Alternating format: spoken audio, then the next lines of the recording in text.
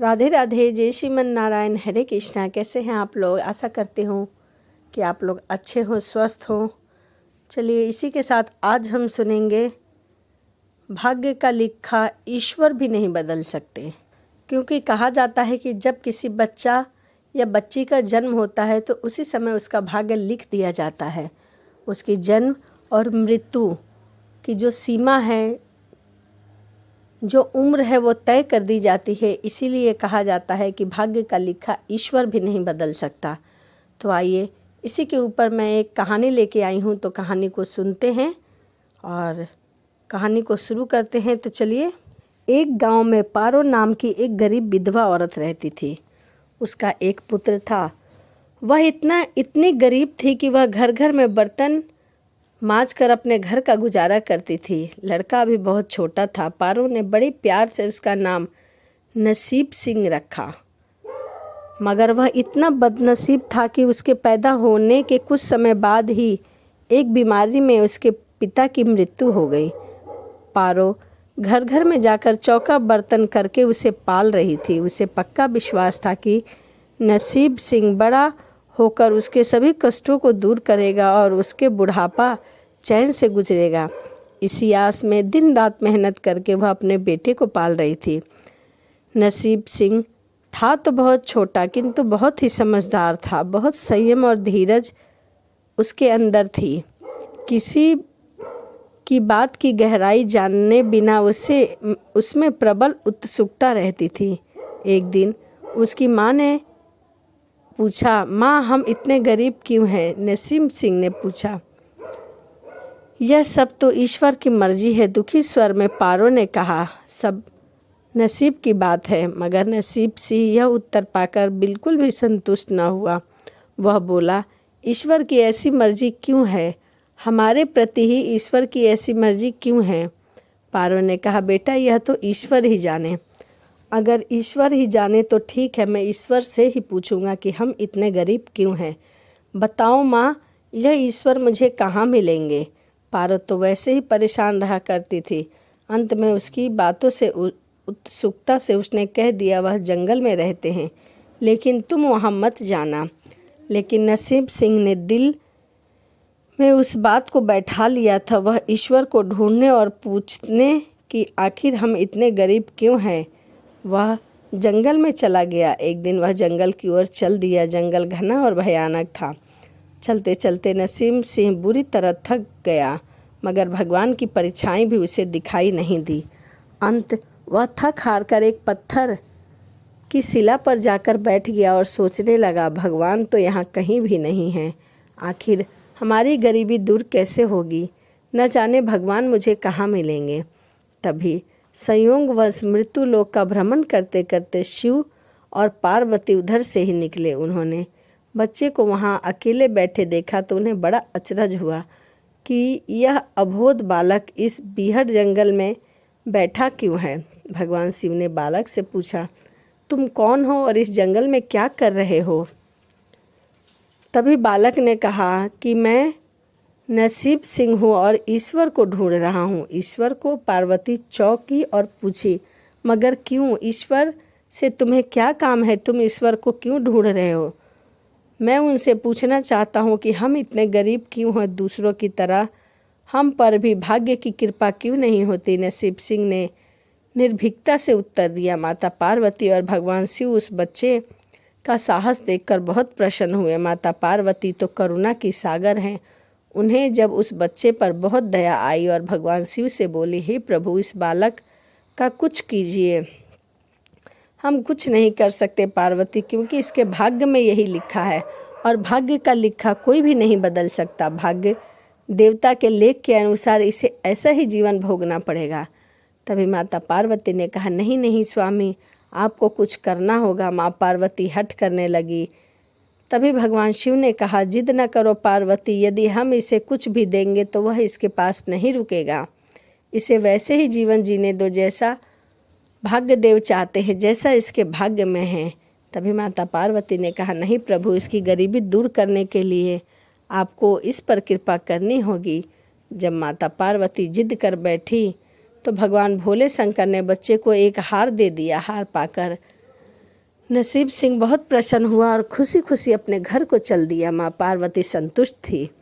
उन्होंने एक अबोध बालक की मदद की और अब उसके दिन सुख से कटेंगे। लेकिन त्रिकालदर्शी भोले बाबा जानते थे कि यह हार उसके पास टिकेगा ही नहीं, क्योंकि यह हार उसके भाग्य का नहीं है।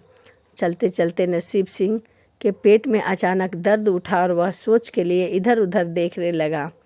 उसने भगवान शिव का दिया हुआ हार पत्थर की एक शिला पर रख दिया और झाड़ियों के पीछे जाकर शौच करने लगा।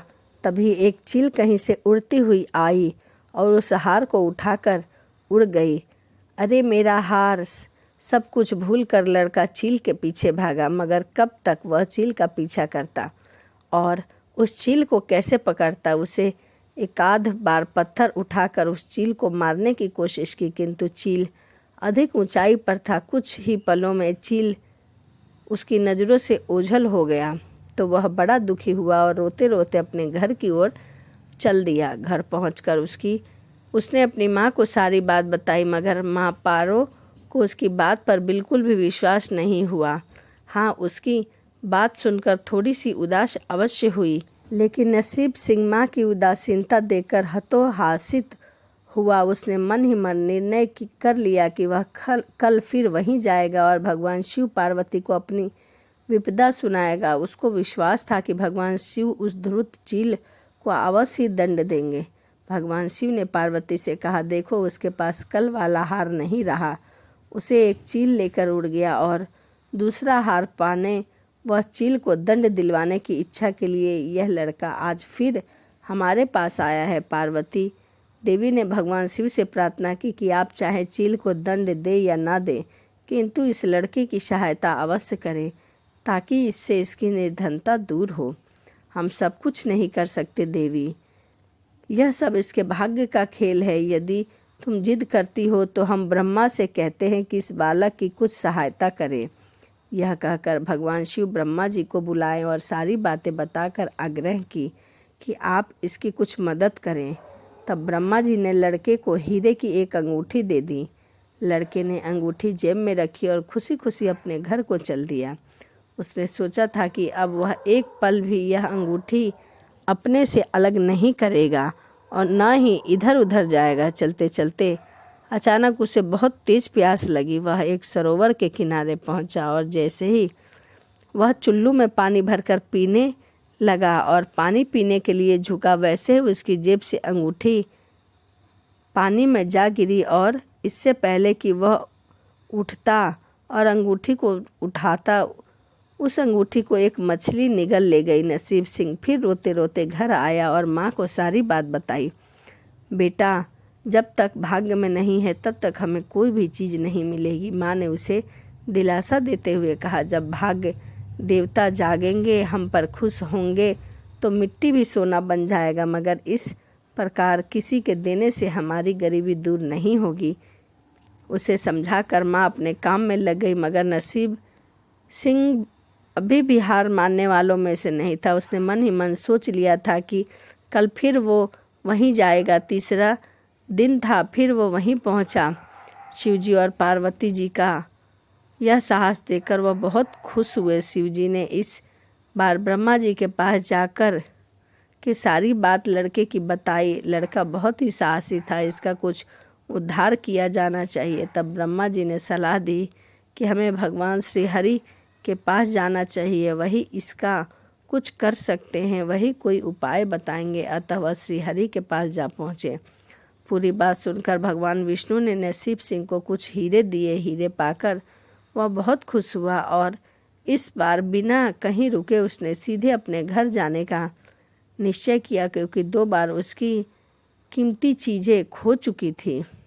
जब वह घर पहुंचा तो माँ घर पर नहीं थी, अतः नसीब सिंह ने हीरे एक लोटे में रखकर कोने में छिपा दिए और माँ को ढूंढने निकल पड़ा। वह मन ही मन सोचने लगा कि अब माँ को किसी के घर में काम करने की आवश्यकता नहीं, अब तो वह भी अमीर बन गए हैं। उधर पीछे से एक चोर घुसा और जो भी सामान हाथ में लगा उसे लेकर भाग निकला।